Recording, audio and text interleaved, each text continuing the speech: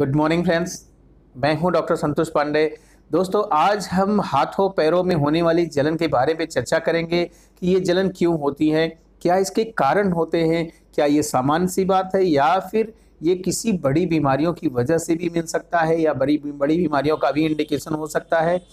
मैं लास्ट में आपको ये भी बताऊंगा कि इस समस्या से छुटकारा कैसे पा सकते हैं, क्या ऐसी दवाई है जो आपको बहुत कम समय में बहुत अच्छा रिजल्ट दे सकती है। इस बारे में मैं आपसे चर्चा करूंगा। तो सबसे पहले हाथों पैरों में जलन। हाथों पैरों में जलन या फिर इसी को पेरिफेरल न्यूरोपैथी भी बोलते हैं या इसी को न्यूरोपैथी भी बोला जाता है। ये एक बड़ी समस्या है। अगर बात करें रेशियो की तो बहुत बड़ी कम्युनिटी या बहुत बड़ा पॉपुलेशन इससे सफ़र करता है। स्टडीज़ कहती हैं कि मिलियन ऑफ पीपल हर साल इस बीमारी से सफ़र करते हैं। अगर कारण की बात करें कि क्या ऐसे कारण होते हैं, तो सबसे पहला तो यही कारण होता है जो मोस्टली और सबसे ज़्यादा देखने को मिलता है कि यदि आपको डायबिटीज़ है और लंबे समय से डायबिटीज़ है और वो भी कंट्रोल नहीं चल रही है, तो वो हाथों में जलन, पैरों में झंझनाहट और ऐसे सिम्टम्स पैदा कर सकती है। यदि आपका थायराइड का लेवल इंक्रीज हो गया है या फिर डिक्रीज हो गया, मीन्स हाइपोथायराइडिज्म या फिर हाइपरथायराइडिज्म, दोनों में से कुछ भी हो रहा है, तो वो आपके हाथों में जलन, पैरों में जलन, तलवों में पसीना, चिड़चिड़ाहट, घबराहट ऐसा सिम्टम्स दे सकती है। यदि आप अल्कोहलिक हैं, शराब का सेवन करते हैं, वो भी लंबे समय से आप शराब पीते रहे हैं, तो भी आपको ऐसे सिम्टम्स मिल सकते हैं। यदि आप किसी केमिकल फैक्ट्री में वर्क करते हैं या फिर आपका काम ऐसा है जहां आप केमिकल के एक्सपोजर में रहते हैं, केमिकल के कांटेक्ट में रहते हैं, तो भी आपको ऐसी समस्या देखने को मिल सकती है। स्टडीज़ कहती हैं कि ऐसे पेशेंट जिनको कीमोथेरेपी हो रही है या फिर उनके कैंसर हुआ है और किसी कारण से उन्हें कीमोथेरेपी दिया जा रहा है, तो उनके पैरों में जलन देखने को मिल सकती है, स्वेटिंग हो सकती है। ऐसे पेशेंट जिनकी किडनियां खराब हो गई हैं, सीकेडी के पेशेंट हैं जिनकी किडनियां खराब हो गई हैं, जो डायलिसिस कराते हैं या फिर न भी डायलिसिस करा रहे हैं, किडनियां प्रॉपर तरीके से वर्क नहीं कर रही हैं, तो भी एक कारण हो सकता है आपके हाथ पैरों में जलन या फिर तलवों में जलन का। ऐसे पेशेंट जिनको एनीमिया है, मीन्स जिनको खून की कमी है, ऐसे पेशेंट जिनको विटामिन B12 की कमी है, ऐसे पेशेंट जिनको फोलिक एसिड की डिफिशियंसी है, फोलिक एसिड की कमी है, तो भी ये समस्या ऐसे लोगों में भी देखने को मिल सकती है। ऐसे पेशेंट जिनको एनीमिया है, एनीमिया में क्या होता है कि एनीमिया होने पे हाथों में जलन, पैरों में जलन, पसीना आना, बहुत जल्दी से सांस फूलने लगना और लिथार्जीनेस फील करना, ऐसे सिम्टम्स भी देखने को मिलते हैं। एक डिजीज़ होती है सीआरपीएस मतलब होता है कॉम्प्लेक्स रीजनल पेन सिंड्रोम होता है। ऐसे पेशेंट जिनकी सर्जरी हुई है, ऑपरेशन हुआ है या फिर जिनको कोई इंजरी हुई है, इंजरी के बाद ये जलन मिल सकती है, सर्जरी के बाद जलन मिल सकती है।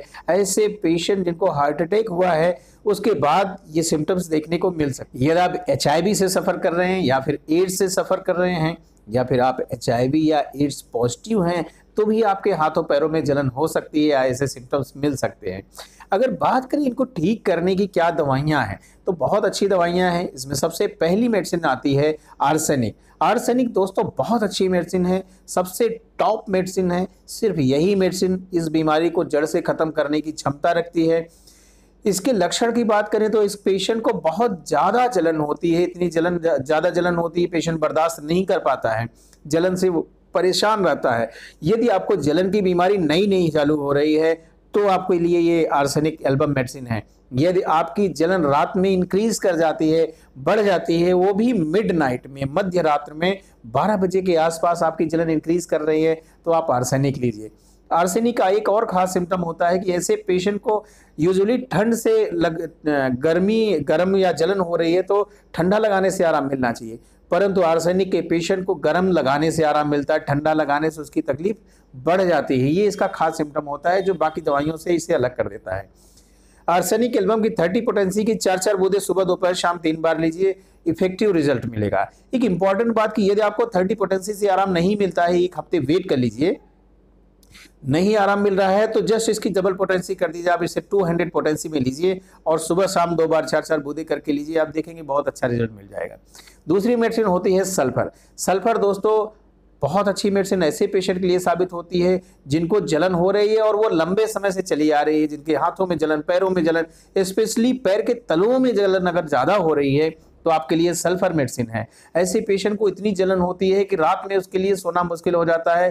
पेशेंट जैसे ही बिस्तर पे जाता है उसको पैरों में जलन होने लगती है, उसको ऐसा लगता है कि बिस्तर की ही वजह से मेरे पैरों में जलन हो रही है, इसलिए वो पैर अपने बिस्तर से बाहर निकाल के सोता है या लटका के सोता है।